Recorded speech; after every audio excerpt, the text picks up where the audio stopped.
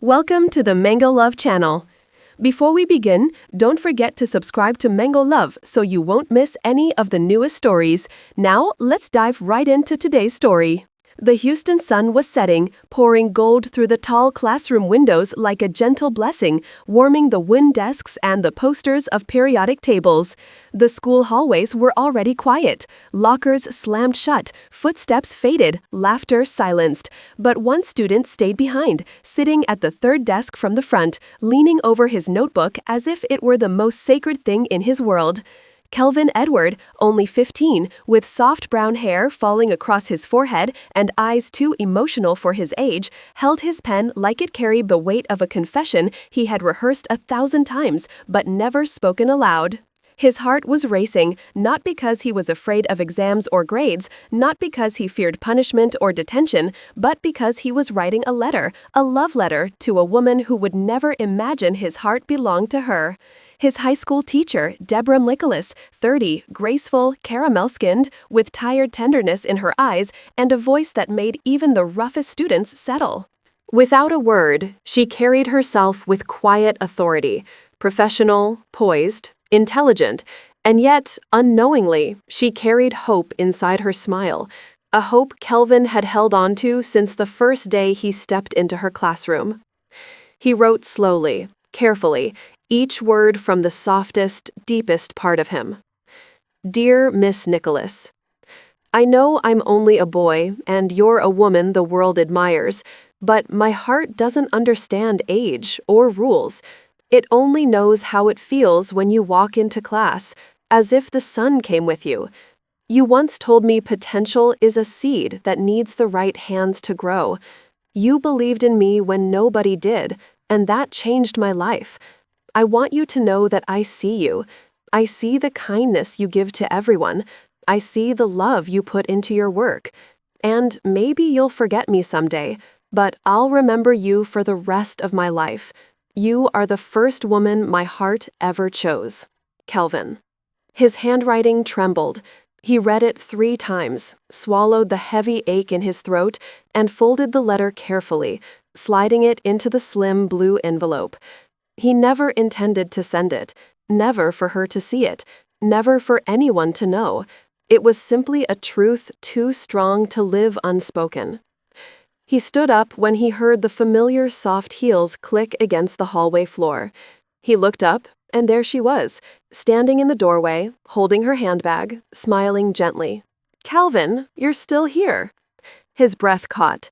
She always said his name softly, like it was made of something fragile. Yes, ma'am, just finishing something. She stepped inside, unaware that her presence alone made the room feel brighter. You need a ride home? It's getting late. He shook his head, forcing a smile. I'll be fine. She nodded, giving him one last warm look, the kind that comforted and devastated him at the same time. The moment she left, he released a breath he'd been holding too long. He pressed the envelope against his chest. One day, he told himself, one day he would give it to her. One day when he was older, stronger, someone worthy, but that day was not today. He tucked the letter into the back pocket of his notebook and walked out. The next morning felt ordinary until lunchtime came. Kelvin walked into the cafeteria, notebook tucked under his arm, searching for a quiet table. He didn't notice the way 2 of his classmates, the same boys who had always found joy in his quietness, were whispering and grinning maliciously.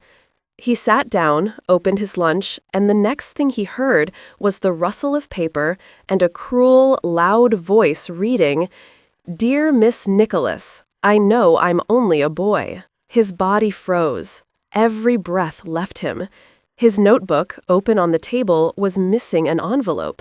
His letter, his heart, his humiliation.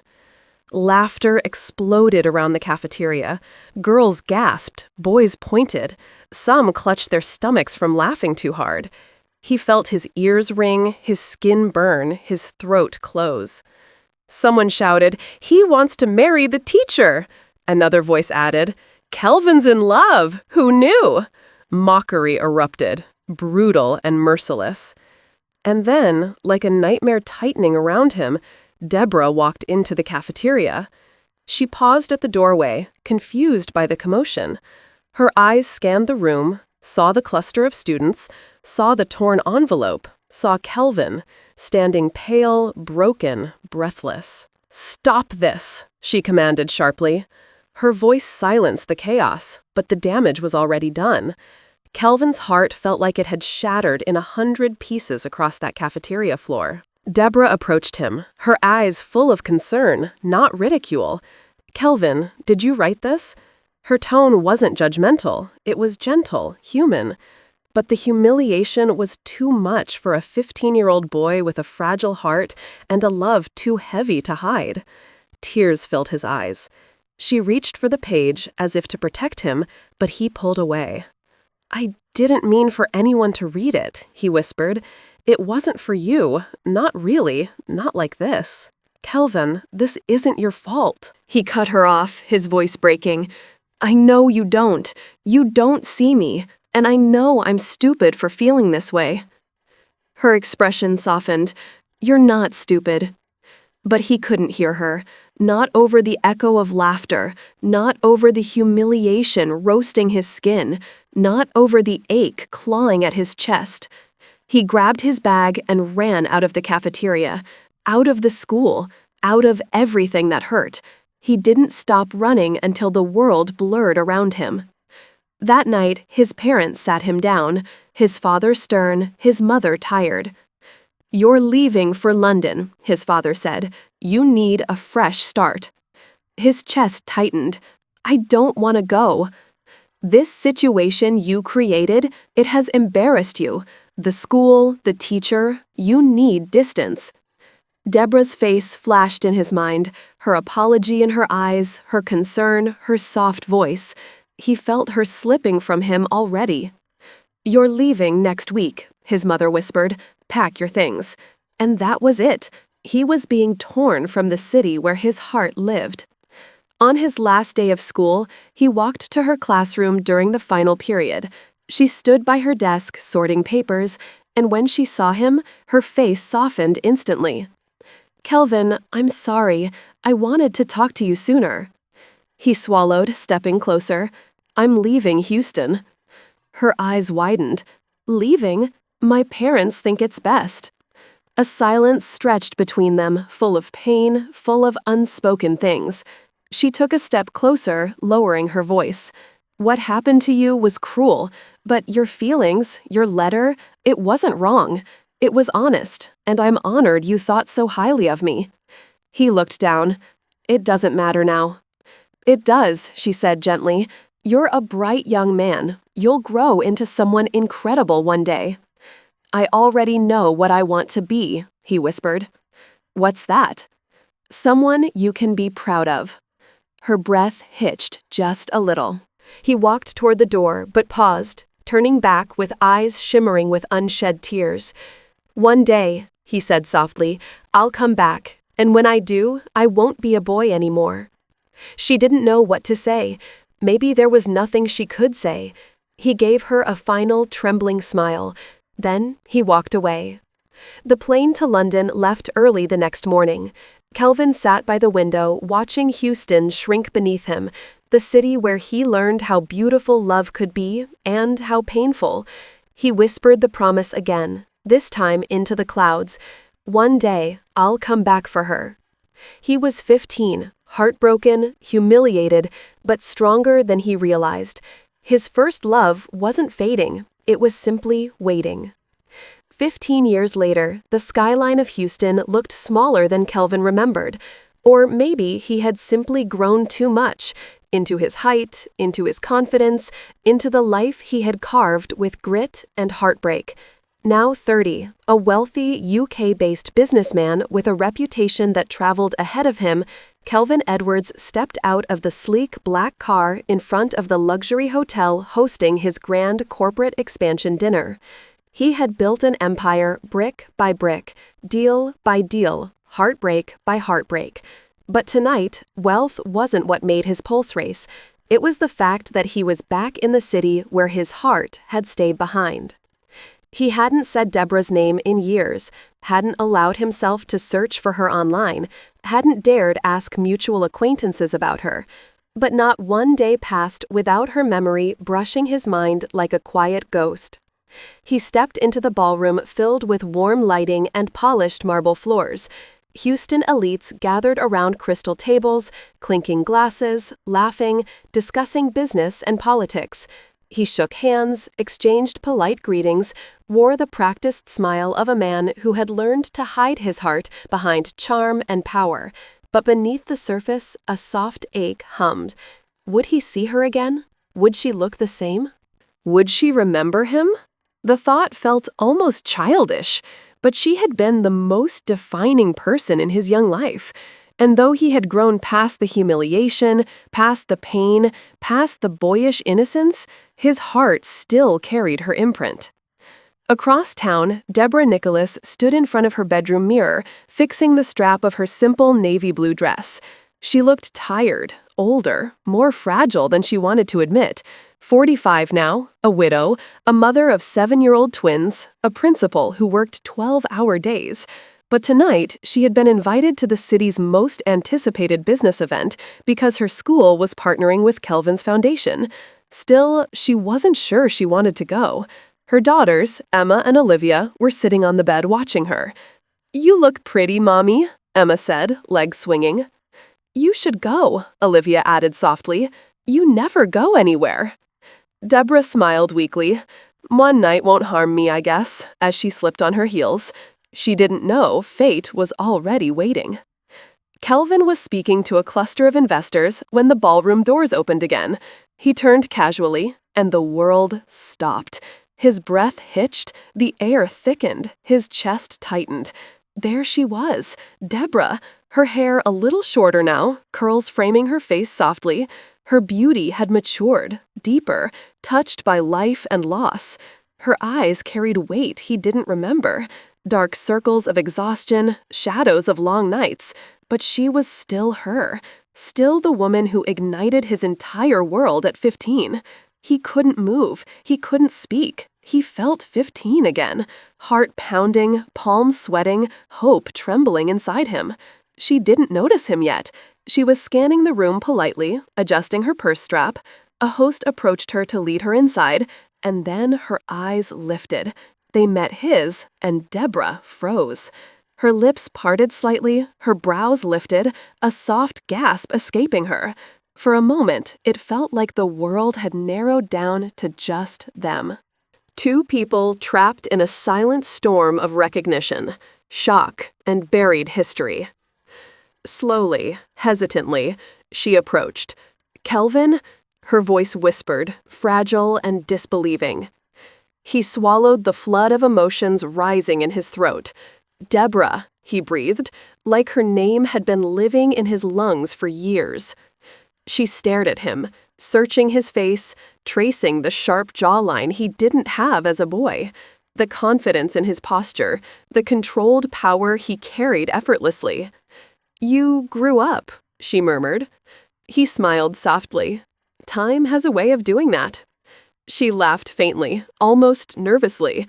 You're the one hosting this event?" "Yes, Kelvin. You're successful. I had good motivation," he replied gently. Her eyes softened, remembering the boy he once was, the boy who wrote a letter the world had used to try and break him, and for a split second, guilt flickered across her face. "I'm glad life has been kind to you," she whispered. He studied her closely.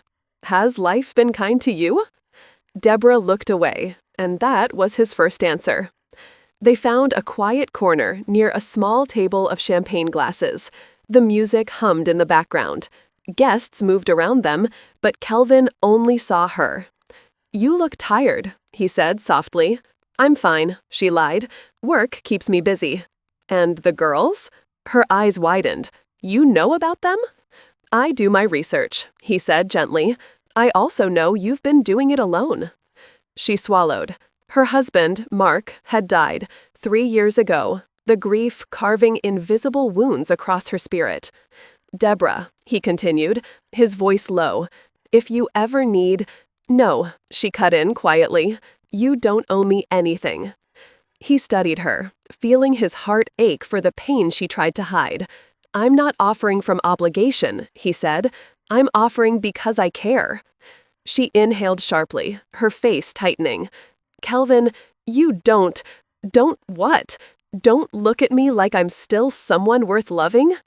His chest squeezed. "Why would you think you're not?" "Because I'm older," she whispered. "Because I'm tired. Because I have responsibilities. Because you're a wealthy 30-year-old man and I'm a 45-year-old widow with 2 kids. This isn't a fairy tale." "It doesn't need to be a fairy tale," he countered gently. "Just real." Her lips trembled. His voice dropped lower, softer. "I never stopped caring about you." She flinched. "Kelvin, please don't say that." "Why not?" "Because I can't give you anything." He stepped closer. "I don't want anything. I just want to know you again." She shook her head, pain flashing in her eyes. I can't do this with you." And she walked away. Kelvin watched her go, heart cracking open all over again. But this time, it wasn't the pain of a boy. It was the heartbreak of a man who knew exactly what he wanted and what he was willing to fight for. Later that night, when the event ended and the ballroom emptied, Kelvin returned to his penthouse overlooking the glowing city. He loosened his tie and sat on the edge of his bed, staring at his hands. He was a powerful man, a respected man, a man with influence, money, and options, but none of it mattered. Not when the one person he had ever wanted stood in front of him again, fragile, hurting, shutting the door on him out of fear. He let his head fall into his hands. Why did he still love her? Why did his heart still move in her direction after all these years? He knew why. Because his first love had never faded. Because she had unknowingly shaped his entire path. Because somewhere deep inside, he had carried her through every success, every city, every boardroom, every lonely night. He whispered into the empty room. "Deborah, you once said I would grow into someone incredible. I just didn't know I'd still want to come back for you." He closed his eyes and made himself a silent promise. He would not lose her again, not to fear, not to age, not to society, not to her own self-doubt. He had waited 15 years, and he could wait longer if he had to. The morning sunlight spilled over the rows of houses and the kids riding scooters outside. She should have felt peace, but instead her stomach twisted. The world had once been unforgiving to her, and now it was sharpening its knives again. Emma and Olivia, still in their pajamas, sat at the table munching cereal. Deborah was trying to smile at them, trying to be the strong mother they relied on, but the weight of yesterday's reunion with Kelvin pressed against her ribs. He was back, and he still cared, and she had pushed him away. Her chest tightened at the memory of the look in his eyes when she walked out on him at the event. She told herself she did the right thing. She told herself he deserved someone young, someone free, someone perfect, not a tired widow clinging to survival. But every time she breathed, she felt guilt tugging at her heart. "Mommy," Emma said, drawing her attention. Deborah blinked and forced a smile. "Sorry, sweetheart, Mommy's just thinking." "About Mr. Kelvin?" Olivia asked innocently. Deborah froze. "How do you don't know anything about him?" "You said his name in your sleep," Emma whispered. Deborah's heart dropped. She held the counter for balance as tears stung behind her eyes. "Girls, finish your breakfast." She didn't want to cry. Not in front of them. Not when she had always promised herself she would be the stable one. She hurried into her bedroom and closed the door behind her. She pressed both palms against her eyes, willing herself not to break. Why did Kelvin come back? Why now, when her heart was no longer strong enough to handle another wound? She inhaled shakily. But before she could gather herself, she heard a knock on the door. Deborah didn't expect him that morning, not with the way last evening had unraveled. But the moment she opened the door and saw Kelvin on her porch, holding a small bag of groceries and wearing that soft, hesitant smile, Something inside her loosened. "Hi," he said, quietly, as if he wasn't sure he was allowed to be here, as if he was afraid she might slam the door shut. "Kelvin, what are you doing here?" Her voice betrayed her. It was softer than she intended.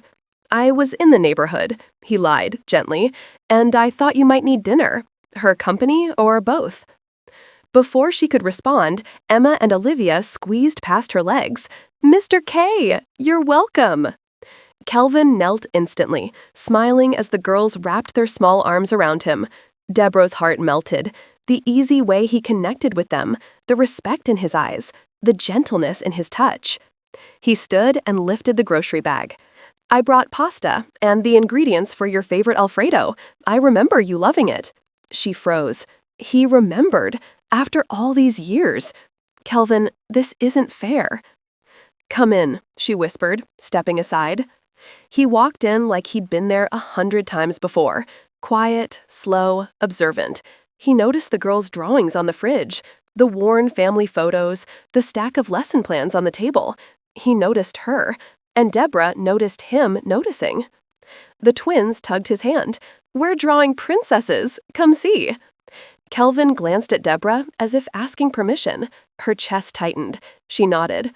He let the girls drag him to the living room. He knelt again, fitting so naturally into their small world that Deborah had to look away. He doesn't belong here. He's rich, powerful, wanted.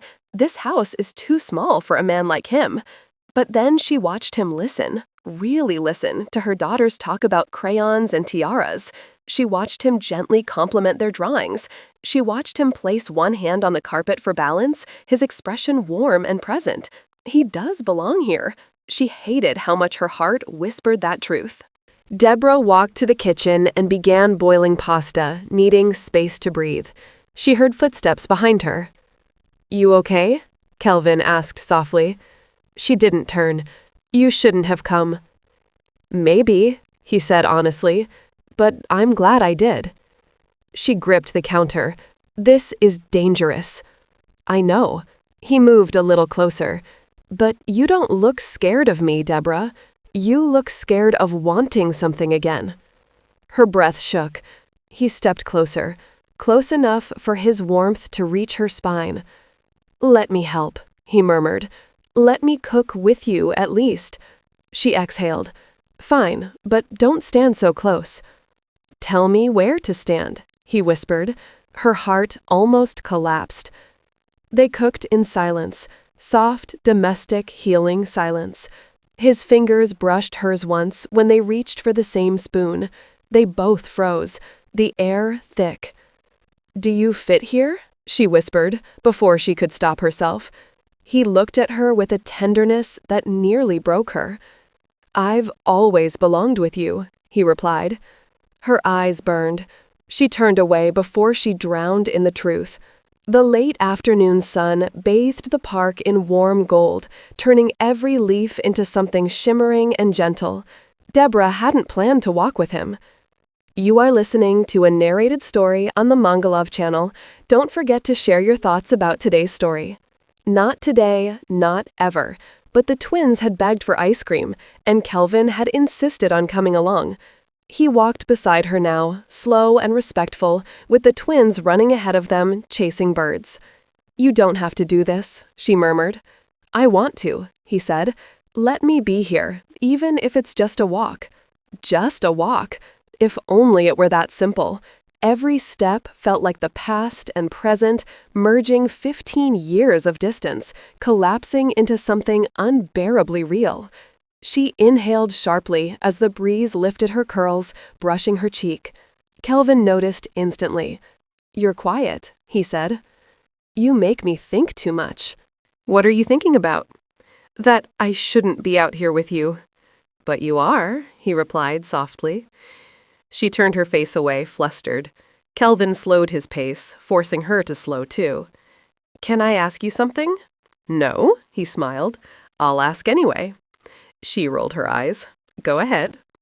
He looked forward, hands in his pockets, his voice almost afraid. "Did you ever wonder what would have happened if things were different? What it would feel like if we gave ourselves a chance today?" She froze mid-step, a sharp inhale, eyes widening, her lips parting slightly as if to speak, but no words came. She swallowed hard. Yes, I wondered sometimes, but life isn't built on what-ifs. I know, Kelvin said, but I think about it every day. She stopped walking. He turned to face her, searching her eyes. I loved you then. I love you now.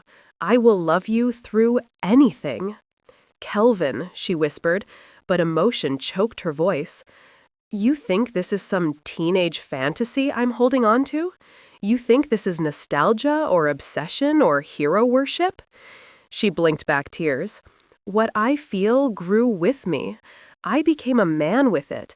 My success, my choices, my life, all shaped by the memory of you treating me like I mattered, when the world didn't. Tears finally escaped her eyes. That boy is gone, she whispered. He stepped closer. I know, but the man he became is standing right here, asking you to see him. She looked at his face, the gentleness in his eyes, the firmness in his jaw, the ache in his expression. He wasn't joking. He wasn't flattering her. He wasn't confused. He loved her, openly, quietly, completely.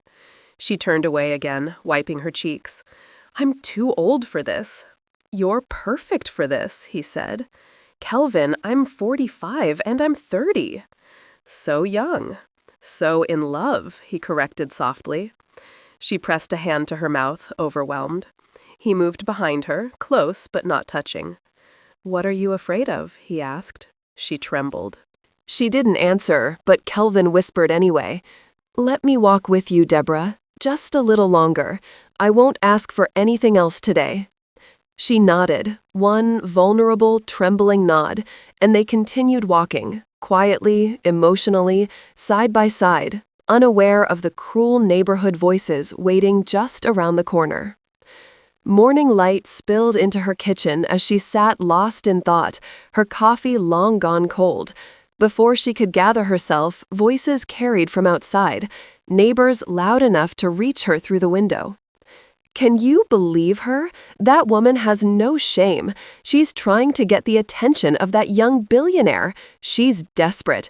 Imagine a 40-something widow running after a guy young enough to be her son. Deborah's blood ran cold. She stepped to the window and saw two younger women standing outside, arms crossed, laughing cruelly. One of them spotted her peeking and said loudly without lowering her voice, Look at her, watching us like she's the victim. Their laughter echoed through the street. Deborah didn't realize she was shaking until her knees almost gave out. She pressed her hand to her mouth, trying not to sob. She wasn't even doing anything. She wasn't flirting. She wasn't chasing Kelvin. She was just living, trying to breathe, trying to hold her life together. But for some people, her existence was an offense. Her heart felt bruised, her dignity chipped away. And then soft little footsteps approached. Emma and Olivia stood by the doorway, their small faces blooming with worry. Mommy, Olivia whispered, eyes filling with tears. Why are they being mean to you? Deborah collapsed to her knees, pulling both daughters into her arms. I don't know, baby, she whispered, swallowing a sob.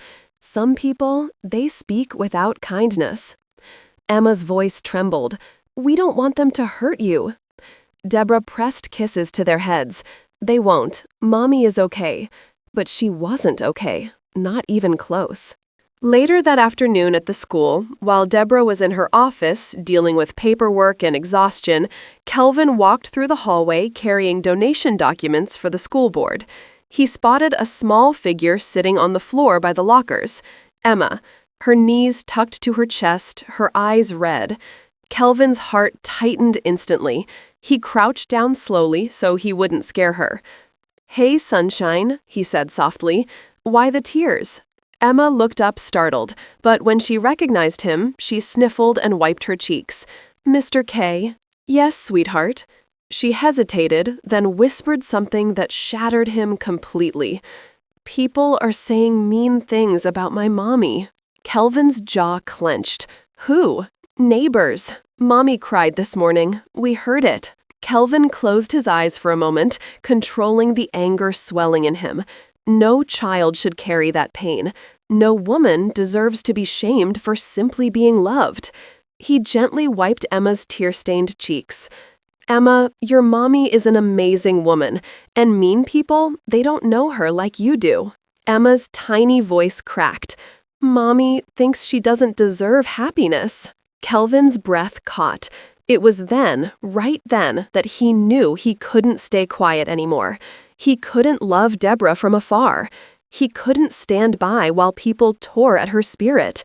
He had to step in. He had to protect her. He had to show her and the world exactly who she was. He found her later in the empty hallway, walking toward the exit with slumped shoulders and tired eyes. Deborah? She froze. He stepped closer, his voice soft, broken, aching. I saw Emma crying. Her eyes widened, her breath hitched. What? What did she say? Enough, he replied gently. Enough for me to understand. She closed her eyes, shame flooding her face. Kelvin, please, this whole thing, it's too much. He cupped her arms gently, stopping her from escaping. Look at me. She did, and it nearly destroyed him. She looked so fragile, like one more heartbreak would shatter her completely. Why are you running from me? He whispered. Because I can't do this, she said, her voice cracking. I can't face people judging me. I can't give you what you deserve. I can't let myself believe that a man like you wants a woman like me. His breath trembled. He touched her cheek softly. Deborah, what are you afraid of? She shook her head, tears spilling. I'm afraid that if I let myself love you, you'll leave eventually, and I won't survive losing someone again. Kelvin's voice broke. I'm not going anywhere. You say that now, she whispered painfully, but life changes, people change, and I can't be broken again. He pulled her into his arms without thinking, holding her tightly as she cried into his chest. You won't lose me, he murmured. Not again, not ever. But she pushed him away, gently, trembling. Please stop making promises you can't keep. A week later, the community hosted a local fundraiser in the town square. Deborah attended because she had to. Kelvin attended because he knew she would be there. The whispers started the moment she walked in. Look at her. She's ridiculous. He could be with anyone. Why her? She should be ashamed. Deborah tried to keep her head high, but her hands shook as she held a clipboard. Her heart pounded painfully. Kelvin saw her breaking. He couldn't take it. He walked to the center of the square in front of everyone, and in a voice that commanded silence, he began.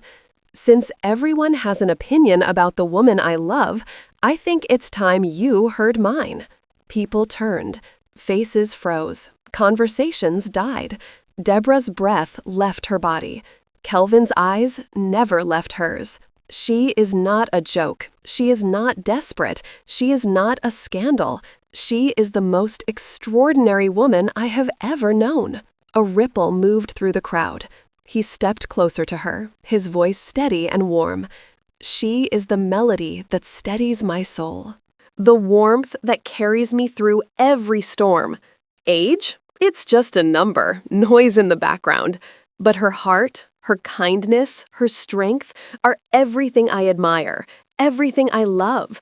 And if society has a problem, let them, because I will stand in front of every whisper, every judgment, every cruel word, and choose her again and again.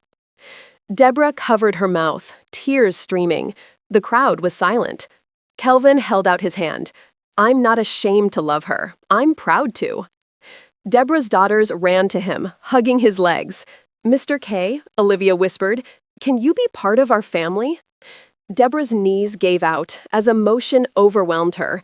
People watched, but she no longer cared because Kelvin walked to her and held her face gently, and for the first time in 15 years, she didn't run.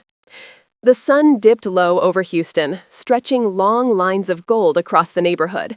The evening breeze carried the faint scent of jasmine from the open windows, drifting softly through Deborah's living room. She sat on the edge of the couch, hands trembling slightly, as the twins leaned over a puzzle on the floor.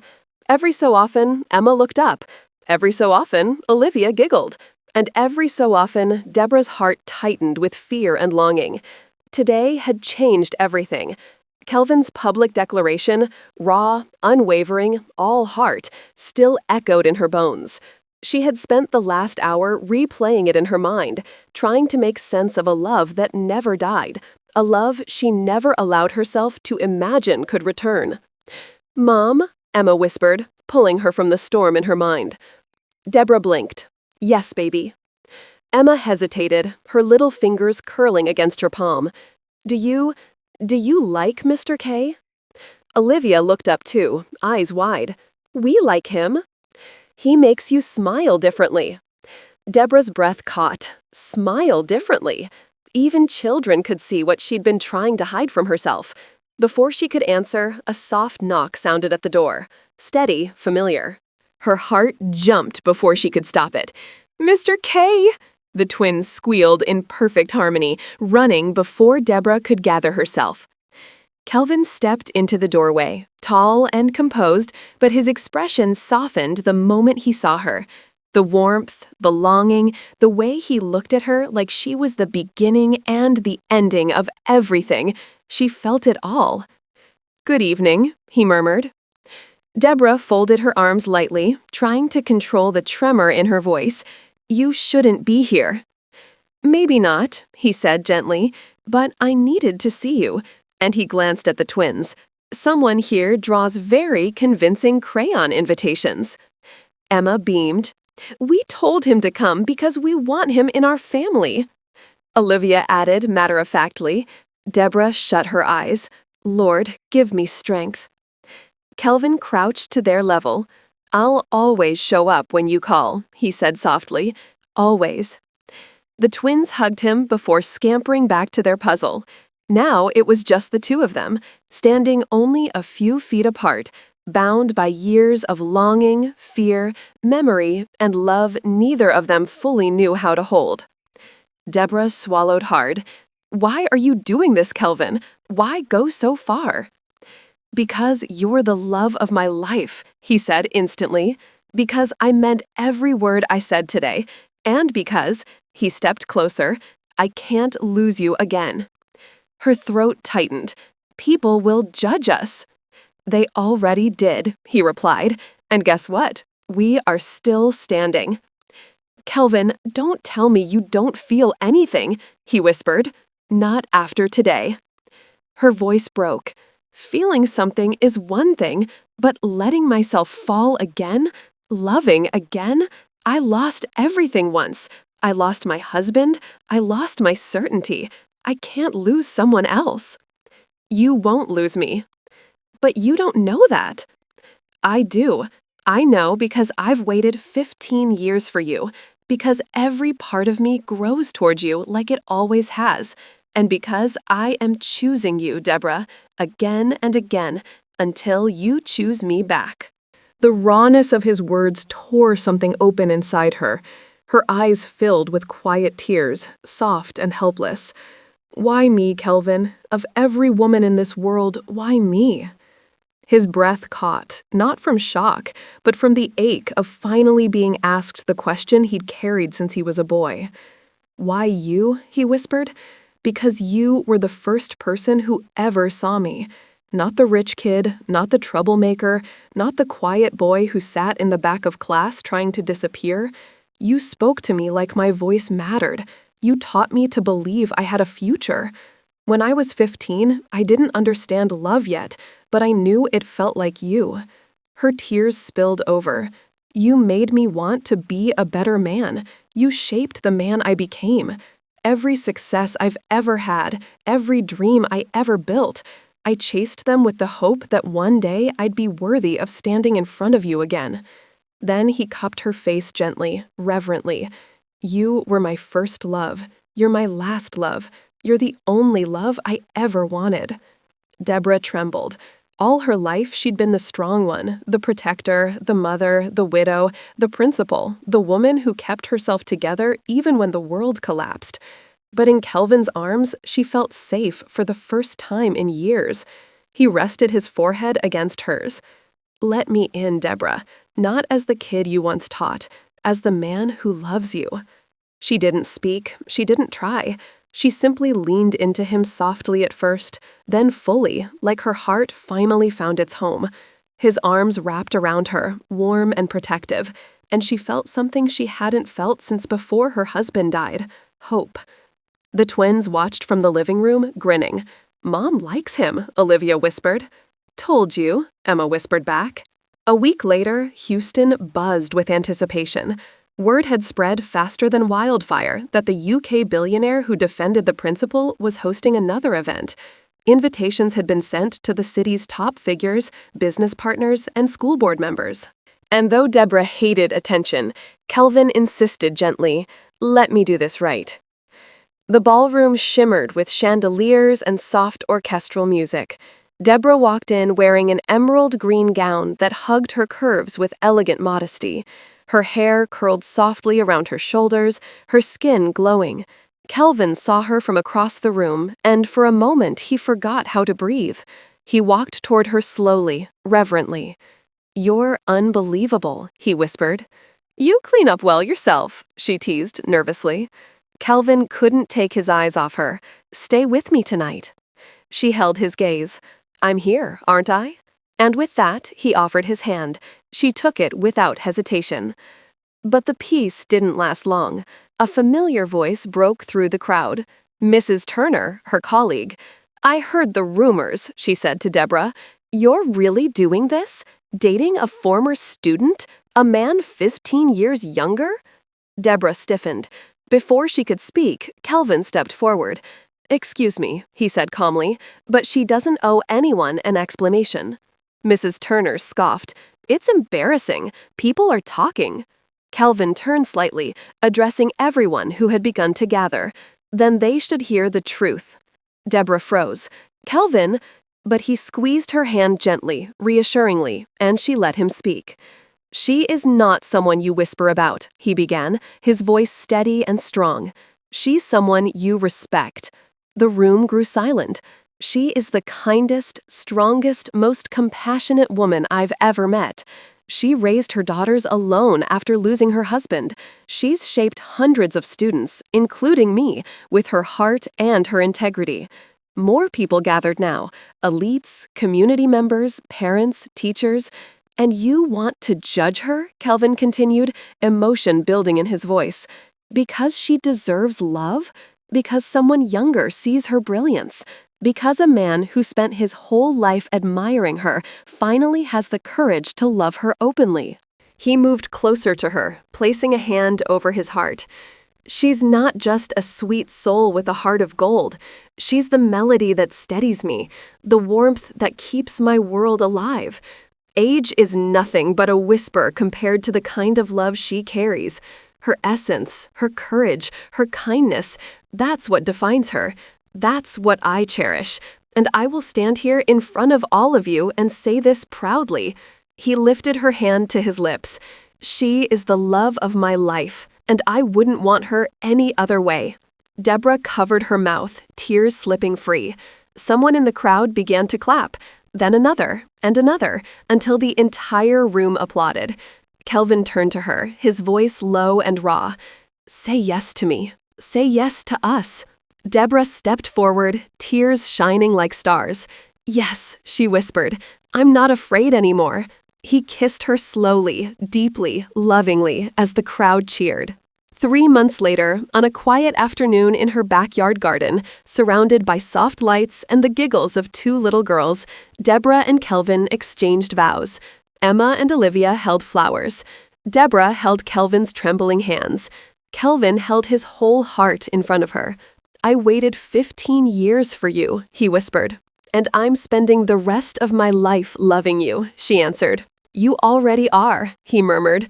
They kissed as the twins shouted, "Mommy married Mr. K!"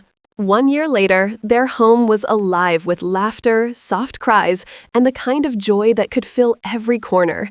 Their first baby boy lay sleeping in Deborah's arms, his tiny chest rising and falling in gentle rhythm, while Emma and Olivia ran around the living room, squealing with delight as their Bernese mountain dog lumbered after them, wagging his tail like a furry metronome to the chaos. Kelvin leaned against the doorway, watching them with a smile that softened even the edges of his usually commanding face. He reached for Deborah's hand, brushing his thumb lightly over hers. "Look at this, our little world," he whispered. Deborah looked down at her son, then at her daughters laughing around him, and finally at Kelvin. Her eyes glimmered with tears. She didn't bother to hide. "I never thought happiness could feel like this," she murmured. Kelvin crouched beside her, resting his hand gently on the baby's tiny chest. "It's perfect," he said softly. "Just like you, just like all of us together." The girls ran up, tugging at Deborah's arms, demanding stories, giggles, and hugs. The dog nudged the baby gently, as if claiming him as part of the family too. Deborah laughed a deep, full sound that mingled with the girls' shouts and the dog's low, contented growls. Kelvin kissed her temple. "We've waited so long for this," he murmured. "Every year, every moment apart, it led us here." Deborah rested her head against his shoulder, watching their children and their dog tumble around the room. "I love us," she said softly. "And I love you," Kelvin replied, wrapping his arms around her. "Every day, all of it, this chaos, this love, this family, it's everything I ever dreamed of." Outside, the late afternoon sun poured through the windows, casting golden light on their little world. And in that warm, messy, perfect home, surrounded by laughter, love, and the soft weight of tiny hands and paws, Deborah finally allowed herself to believe that forever could feel like this. And just like that, a vow made by a 15-year-old boy finally became a promise fulfilled. Thank you for listening to MangaLove Storytelling. If you find the story meaningful and enjoyable, please remember to give MangaLove a like and subscribe so you won't miss the newest stories. Wishing you a wonderful day.